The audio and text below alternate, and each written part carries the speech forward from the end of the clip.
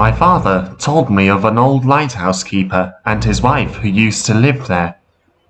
He never told me the keeper's name. I expect he didn't want to torture himself with the memory of his former employer. All he told me of their names was that the wife was called Jane.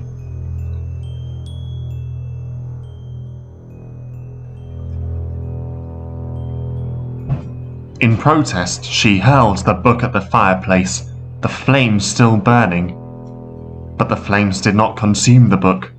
Rather, they shattered into 1,000 tiny pieces when it made contact with them.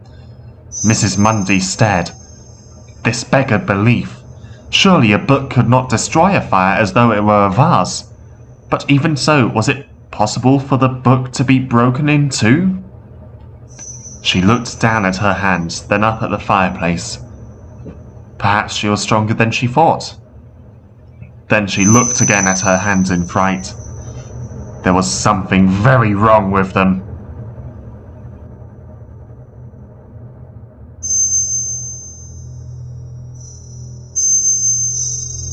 What must I do now, sir?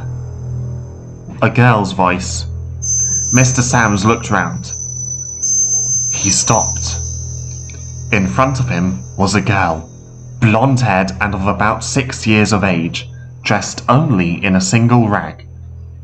She seemed to be kneeling on the ground. Her eyes looked squarely at his.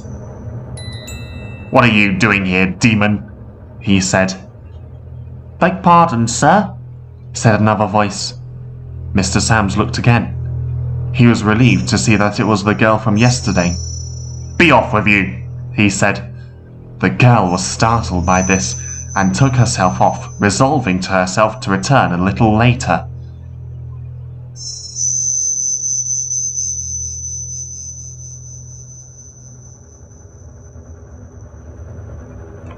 "I gather you were interested," he replied.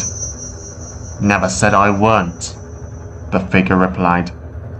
"Been dealing with people like them for years since I were a nipper. Got put inside for it and got this in there," the figure said, pointing to his eye. "Trouble is, some folk don't seem to like the sort of things people like us think, even though they haven't an ounce of sense in them." "Quite true," agreed Lord Hodgson. "To whom do I have the honour of addressing?" "Call me Robson," the figure replied. "And how skilled would you say, Mr. Robson, you are at your profession?" Lord Hodgson asked. "Why, sir," said Mr. Robson, "almost all of my work has been done with success."